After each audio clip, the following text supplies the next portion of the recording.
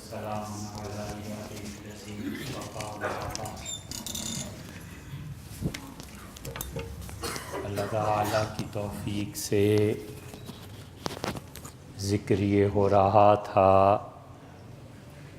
کہ انسان کی سب سے بڑی تباہی یہ ہے کہ وہ غفلت کا شکار ہو جائے، اللہ کے حکم کو توڑے،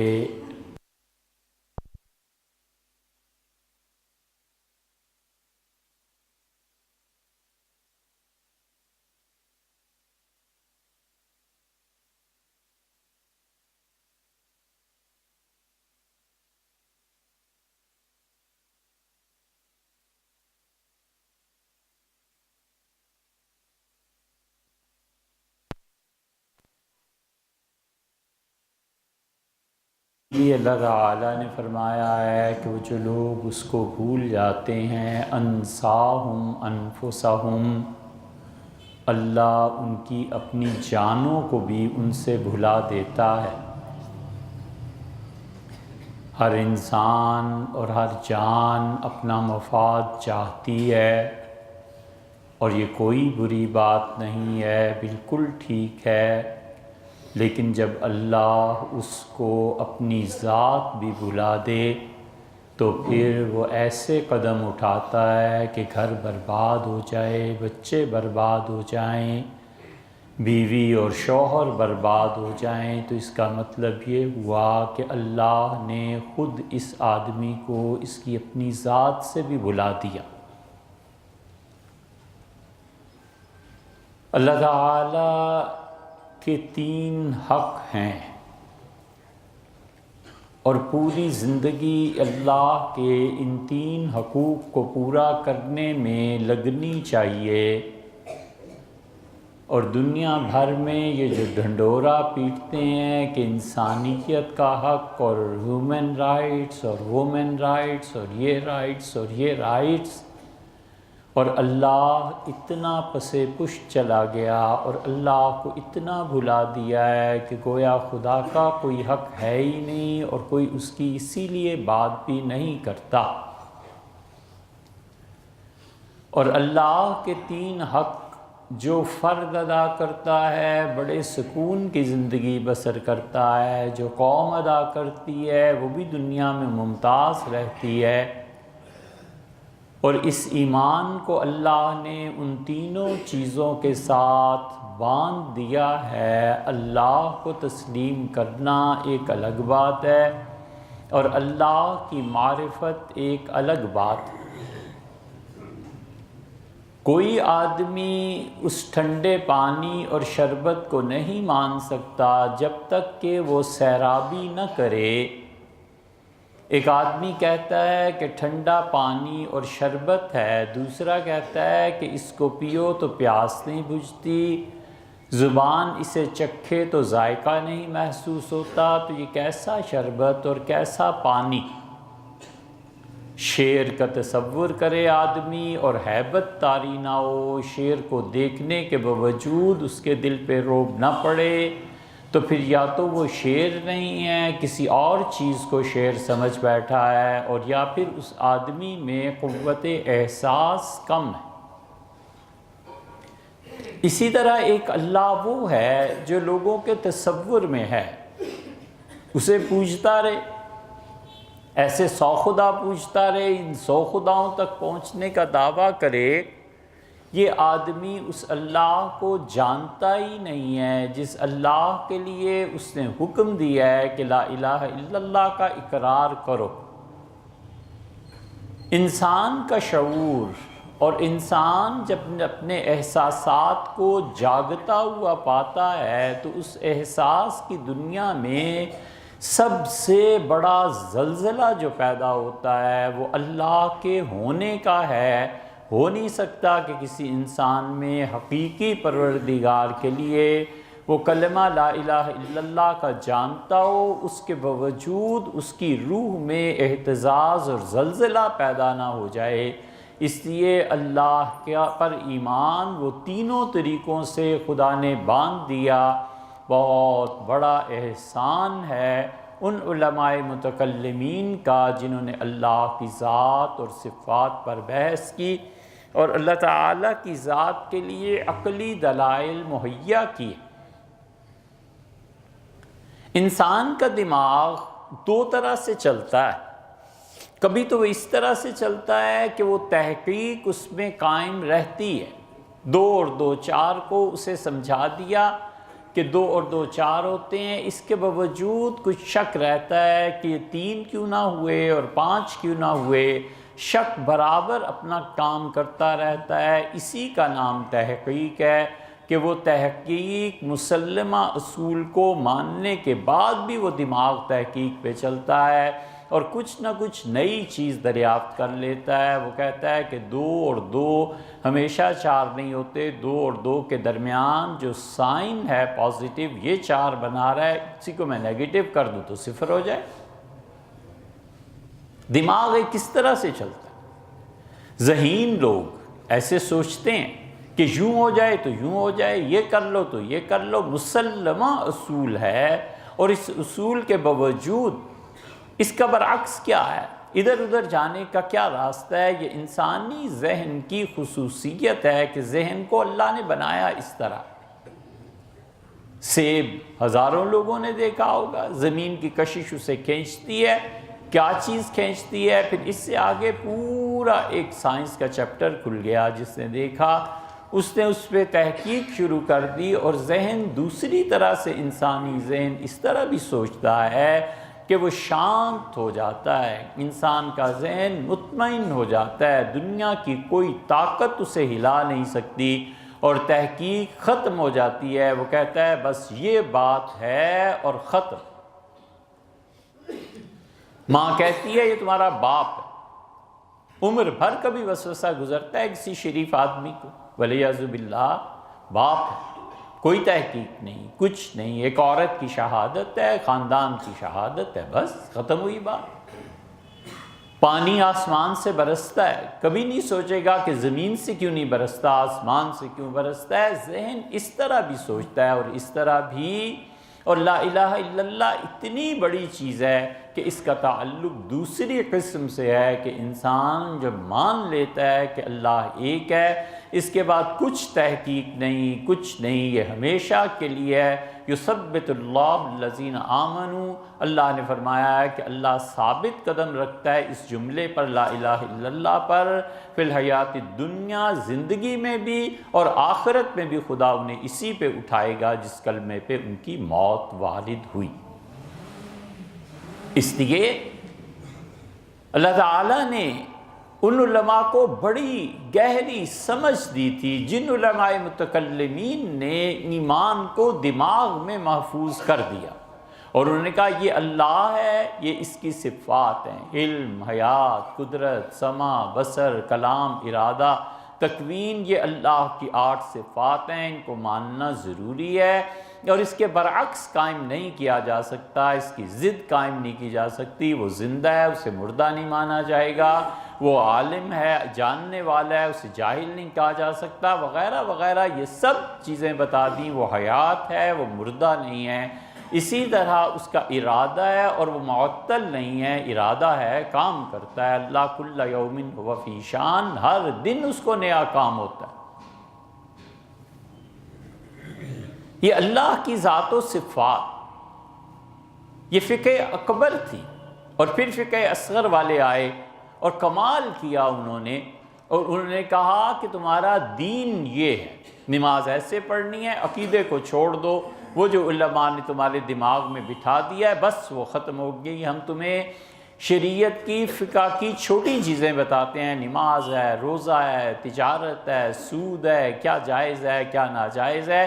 اور پھر تیسری جماعت اٹھی اور انہوں نے کہا ان دونوں کی مان کے چلنی ہے، عقیدے میں ہم ان کے تابع ہیں، اپنی فقہ میں اس کے تابع ہیں، امام شافعی، احمد بن حنبل اور ابو حنیفہ رحمہ اللہ، فلاں کو ماننا ہے اور فلاں کو ماننا ہے۔ البتہ اس دین کو انہوں نے تمہارے دماغ تک پہنچایا ہے، تمہیں دنیا داری تک پہنچا دی ہے، آؤ ہم تمہیں دل کی طرف لے کے چلتے ہیں کہ تمہارا دین تمہارے دل میں داخل ہو جائے۔ علماء دین کی طرف جاتے ہیں اور صوفی فرد کو دین کی طرف لے جاتا ہے۔ علماء دین سکھاتے ہیں، یہ کہتا ہے عملاً میرے ساتھ چلو، میں تمہیں بتاتا ہوں اللہ کیا، اور پھر وہ اللہ کے 3 حقوق کو بتاتا ہے۔ وہ کہتا ہے اللہ کا سب سے پہلا حق یہ ہے کہ اللہ کے ساتھ تمہارے نفس کی شکر کی کیفیت قائم ہونی چاہیے۔ آدمی اللہ کے شکر میں ڈوب جائے، ہر وہ تزکیہ جو آدمی اپنے نفس پہ جبر کر کر قائم کرتا ہے، کبھی تزکیہ باطن نہیں ہوتا، کبھی اعلیٰ اخلاق نہیں آتے۔ اپنے نفس پہ جبر کرنا، اپنے آپ کو باندھنا زنجیروں سے اور اپنے ان تخیلات کو قید کرنا، یہ کسی انسان کو نفع نہیں دیتا۔ نفس امارہ پر جبر کرنے سے بات نہیں بنتی۔ صوفیہ کہتے ہیں مت جبر کرو، پہلی کیفیت پیدا کرو، اور وہ پہلی کیفیت اللہ کا شکر۔ تمہیں کوئی نہیں کہتا کہ گاڑی نہ خریدو، تمہیں کوئی نہیں کہتا کہ شادی نہ، تمہیں کوئی نہیں کہتا کہ کھانا اچھا، وہ کہتے ہیں وہ سب کرنے ہیں اللہ کی شکر کی کیفیت کے ساتھ۔ اس شکر میں تمہیں لے چلے گی دعا کی سواری، اور اللہ سے دعا مانگتے رہو کہ اللہ بڑی تنگی ہے، تکلیف ہے، ایک اچھی گاڑی چاہیے، ایک اچھی گاڑی خریدنی ہے، آپ مہربانی کریں کچھ پیسے دے دیں۔ محنت کی طرف طبیعت آئے گی، پیسے کمائے گا، یہ دعا کی سواری سے چلا، اور جس دن وہ گاڑی گھر آ گئی اسے کہا اللہ تیرا شکر ہے، اس جھنجھٹ سے عذاب سے نجات پائی۔ کتنا اپنے نفس پہ جبر کرتا اور کتنا پیدل چلتا، خدایا تیری مہربانی ہے۔ اب یہ شکر کی کئی منزلیں ہیں، کئی پڑاؤ ہیں، اس شکر کے زبان سے کہے گا الحمدللہ، پھر دماغ سے سوچے گا کہ اللہ نے کیا احسان فرمایا۔ کبھی کبھی شکر کی کیفیت میں بے اختیار سجدے میں پڑ جائے گا کہ آپ ہی کا احسان ہے۔ یہ شکر کے سارے پڑاؤ اس آدمی سے طے ہوں گے۔ یہ اللہ کی طرف اپنے نفس کو آہستہ آہستہ لے جانا کہ اللہ کے انعامات پہ ہمیشہ شکر ادا کرو۔ نفس امارہ نے جو گناہ میں ڈالنا تھا اور حرام کاموں میں اسے اس سے بچا کے حلال پہ آ کے اللہ کا شکر ادا کرنا، یہ اللہ کے لیے معرفت کا ایک باعث ہے۔ چنانچہ اللہ کی شکر جو لوگ بھی ادا کرتے ہیں، یہ حالت برابر قائم رہنی چاہیے کہ اللہ مجھے دیکھ رہا ہے۔ یہ خوف خدا کا پیدا کرتا ہے، اور میں اللہ کو دیکھ رہا ہوں، یہ اللہ کی محبت ہے، یہ پیدا ہوتی۔ وہ بھی کوئی مومن ہے، شرم آنی چاہیے کہ کبھی دل میں یہ تمنا ہی پیدا نہ ہوئی کہ کاش اللہ میں آپ کی زیارت کرتا، کاش اللہ میں آپ کے ہاتھ چومتا، اے خدا کاش کسی طرح تیرا لمس محسوس کرتا۔ مومن میں یہ چیزیں پیدا ہوتی ہیں، لیکن شریعت کہتی ہے کہ وقت آ جائے گا، صبر کرو، فی الحال وہ تمہارا معبود تمہارے دماغ سے غائب اور دل میں حاضر ہے۔ یہ منزل طے کرو۔ اور اللہ کا دوسرا حق اپنے نفس کو استغفار کی طرف لانا ہے کہ اللہ کے سامنے جھکنا ہے، اس کی بندگی ہے، اس سے معافی مانگنا ہے۔ یہ استغفار اللہ کا حق بنتا ہے۔ جب مومن اس حقیقت کو سمجھ جاتا ہے کہ گناہ میری اصل ہے اور نیکی عارضی ہے، میں ایسا نالائق ہوں کہ نیکی کا کوئی موقع اللہ ہی دے تو دے، میں تو کبھی نہیں کرتا، ایسا خراب آدمی ہوں، اور اللہ جب موقع دے تو میں نیکی کر لیتا، اور گناہ وہ تو میری سرشت میں شامل ہے، میں تو اللہ کی نافرمانی پہ ہوں۔ یہ صحیح سوچ ہے۔ اپنے آپ کو جب تک وہ حقیر جانتا رہے گا اور میں کے دعوے پہ نہیں آئے گا، وہ ٹھیک آدمی ہے۔ ہر وہ نیکی، ہر وہ عقیدہ، ہر وہ اچھا کام جو انسان کو دعوے پر لے آتا ہے نا، یہ باطل ہے، یہ ضرور شیطان اور گمراہی کے ہاتھوں کا شکار ہو چکا ہے۔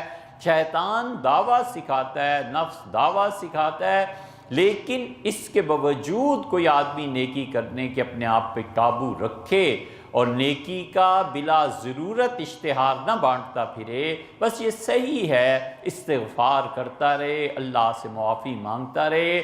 نفس امارہ اسے لاتا ہے گناہ کی طرف، وہ لاتا ہے یا اس پہ عمل ہوتا ہے نہیں ہوتا، استغفار کی کیفیت میں طاری رہے اس پہ، یہ استغفار ایک، اور اس کے ساتھ ساتھ شکر دو، اور ان پہ تیسرا چیز اللہ کا حق بنتا ہے، اور وہ اللہ کا خوف، اللہ کی خشیت، محبت اسی خشیت کے تحت، معافی مانگنا اسی خشیت الہیہ کے تحت۔ اللہ جب اس کا تصور کرتا ہے اس کے عذاب کا، لرزتا ہے، کانپتا ہے کہ تیرا عذاب اللہ مجھے بچا، دنیا میں بھی اور آخرت میں بھی، اور جب اللہ کے انعامات پر نظر کرتا ہے تو خوش ہوتا ہے۔ یہ وہ چیز ہے جو پہلا سبق ہے دین کا۔ اگر کوئی آدمی اپنے باطن کو صاف کرنا چاہے تو محبت میں اللہ کا شکر ادا کرتا رہے، گناہ کے ارادے اور سوچ تک پہ اللہ سے استغفار کرتا رہے، اور دو چیزوں کے بعد جو اللہ کی معرفت حاصل ہوتی ہے، وہ معرفت میں ترقی ہوتی ہے، لا الہ الا اللہ پڑھتا رہے۔ کتنا پڑھے؟ حضور اقدس صلی اللہ علیہ وسلم نے فرمایا افضل الذکر لا الہ الا اللہ، لوگوں اللہ کو یاد کرنا ہو تو سب سے اچھا جملہ لا الہ الا اللہ۔ اسی لیے صوفیہ سلسلہ چشتیہ میں جو ضربیں لگواتے تھے نا، وہ اصل یہی تھی کہ اللہ کی معرفت اور اس کی پہچان۔ حضرت مجدد الفسانی سرہندی رحمۃ اللہ علیہ سلسلہ نقشبندیہ میں تحلیل لسانی جسے یہ نقشبندی کہتے ہیں، 10,000 مرتبہ روزانہ کلمہ طیبہ کا ورد کرنا کہتے تھے کہ 10,000 مرتبہ روزانہ لا الہ الا اللہ پڑھو، تب جا کر کہیں معرفت کے باغ میں پہنچو گے۔ یہ لا الہ الا اللہ یہ اللہ کا خوف پیدا کرنے والا، اللہ کے ساتھ محبت پیدا کرنے والا، اور اسی طرح اللہ تعالیٰ کے ساتھ استغفار کا تعلق کہ اللہ سے معافی مانگتا رہے، یہ خدا کے قرب کی منازل ہیں جو سالک طے کرتا ہے، اللہ کی طرف چلتا ہے، اللہ نے جن چیزوں کو کہا ہے ان کو مانگتا ہے۔ دیکھو بھئی بہت آسان چیز ہے، آپ غور کریں، بندہ اپنی دعا میں ان چیزوں کو جمع کر لے جو اللہ دینا چاہتا ہے اور بندہ مانگنا چاہتا ہے، بس چھٹی۔ اللہ کہتا ہے یا عباد فتقون، میرے بندوں مجھ سے ڈرو، اللہ سے مانگے اے اللہ اپنا اتنا خوف دے دیں کہ میں گناہ نہ کر پاؤں۔ اللہ کہتا ہے خود میں دینے کو تیار ہوں، یہ کہتا ہے یا اللہ دے دیں تو پھر بیچ میں رہا کیا؟ کچھ بھی نہیں۔ وہ کہتا ہے کہ میرے بندوں مجھ سے استغفار کرو، معافی مانگو۔ ہم کہتے ہیں اللہ معافی مانگ رہے ہیں، آپ نے فرمایا بالکل معاف کر دے، تو اب اللہ کیوں نہ معاف کرے؟ وہ خود چاہتا ہے معاف کرے۔ اللہ کے اور اپنے درمیان دعا میں مشترک چیزیں ڈھونڈنی چاہیے۔ اللہ کہتا ہے کہ میرے بندو سارعوا الی جنت کی طرف لپکو۔ بندہ کہتا ہے، آپ کہتے ہیں دوڑو جنت کی طرف، اللہ میں دوڑنا چاہتا ہوں، میری مدد فرما دیں، مجھے جنت دے۔ اللہ کہتا ہے قوا انفسکم واہلیکم نارا، اپنے آپ کو اور اپنے گھر والوں کو بچاؤ جہنم سے۔ بندہ کہتا ہے اللہ میں بچانا چاہتا ہوں، آپ بھی بچانا چاہتے ہیں، تو اللہ اب مسئلہ ہی کیا ہے، مجھے بچا لیں، میرے گھر والوں کو بھی بچا لیں۔ اس لیے آدمی دعا مانگتا رہے جو بندے کے اور اللہ کے درمیان کامن ہے۔ ربنا آتنا فی الدنیا حسنہ، اللہ نے خود سکھایا مجھ سے مانگا کرو کہ تمہاری دنیا کی زندگی اچھی کروں۔ اللہ سے مانگے کہ اللہ آپ نے فرمایا ہے میں مانگ رہا ہوں میری دنیا کی زندگی اچھی، وفی الآخرۃ حسن، آخرت بھی اچھی، اللہ دونوں جہان اچھے کر دے۔ وہ کہتا ہے میں پہلے ہی تمہیں کہتا تھا تم مانگو، تم تو بڑے اچھے بچے ہو، ہماری بات پہ عمل کرتے ہو، مانگ رہے ہو، اب اللہ کو کیا چیز ہے کہ نہ دے اور انسان کو کیا چیز ہے کہ نہ مانگے؟ اس لیے جو لوگ دعا سے محروم کر دیے جاتے ہیں نا، یہ ازلی ابدی شقی ہوتے ہیں، بدبخت ہوتے ہیں۔ وگرنہ آدمی مانگے اور مانگنے کے بعد پھر دو حصے کر لے، جو دنیا کی چیزیں مانگی ہیں اس کے متعلق رویہ اللہ پہ بھروسہ ہے کہ مانگا تو میں نے اپلیکیشن دی ہے، درخواست بھیجی ہے کہ اچھی سی گاڑی چاہیے، ایک بڑا گھر چاہیے، یہ چاہیے، یہ چاہیے، اب اللہ پہ بھروسہ کرے اور جو چیزیں آخرت کی مانگی ہیں اس کے لیے اللہ سے انتظار کرے، بھروسہ نہیں، انتظار کرے کہ میں نے مغفرت کی درخواست بھیجی تھی، آپ کے ہاں قبول ہو گئی ہو تو کچھ اس کا اثر مجھے بھی بتائیں کہ آپ نے مجھے بخش دیا ہے تو میرے حالات اور اچھے ہو جانے چاہیے۔ بندہ مہینہ 2 مہینہ دیکھتا ہے کہ پہلے سے گناہ کم ہو گئے۔ درخواست بھیجی تھی، آپ کی محبت چاہیے، اس محبت کی کیفیت کا نتیجہ یہ ہے کہ شکر میں اضافہ ہوتا ہے، دیکھتا ہے کہ 5-6 مہینے بعد اللہ کی شکر کی عادت پڑ گئی ہے، چھوٹی چھوٹی چیزوں پہ بھی اللہ کا شکر ادا کرنے لگا ہوں۔ اس کا مطلب یہ ہے کہ وہاں سے بھی دستخط ہو گئے کہ میرے بندے کو شکر کی کیفیت اور شکر کی حالت کی توفیق ہم بخش رہے ہیں، یہ اللہ کا تعلق ہے۔ اس لیے چھوٹی چھوٹی باتیں، لیکن آدمی جب کرے اس کام کو، اللہ کا شکر ادا کرنا چھوٹی سے چھوٹی نعمت پر بھی۔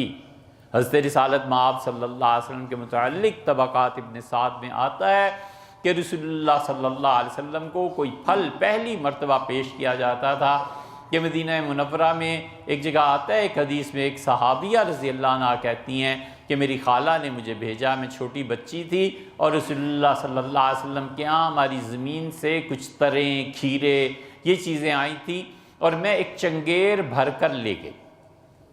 تو حضور صلی اللہ علیہ وسلم کے پاس جب بھی نئے موسم کا پھل آتا تھا اسے چومتے تھے، پھر آنکھوں سے لگاتے تھے اور عرض کرتے تھے کہ اللہم کما رأیتنا من اولہ، اللہ جیسے آپ نے اس موسم کے شروع میں، آغاز میں اس کا پہلا پھل مجھے دکھایا ہے، اے پروردگار جب یہ فصل ختم ہونے لگے تو وہ آخری پھل بھی مجھے دکھا دے۔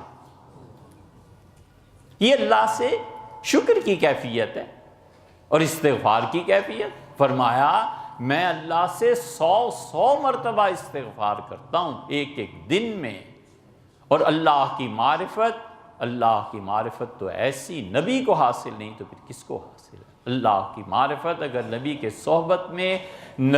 صحبت میں بیٹھنے والوں کو حاصل نہیں تو پھر کس کو حاصل ہے علیہ الصلوۃ والسلام۔ تو اس لیے ہمیشہ شکر اور استغفار اور ان دونوں کے ذریعے اللہ کی مغفرت کو حاصل کرنا، اللہ کی بخشش کو حاصل کرنا، اس موضوع پہ انشاءاللہ اس اتوار کو جو ہم بات کریں گے وہ سن لیجئے گا، اس کا گویا تکملہ ہے، گویا اس کو پورا کر لیں۔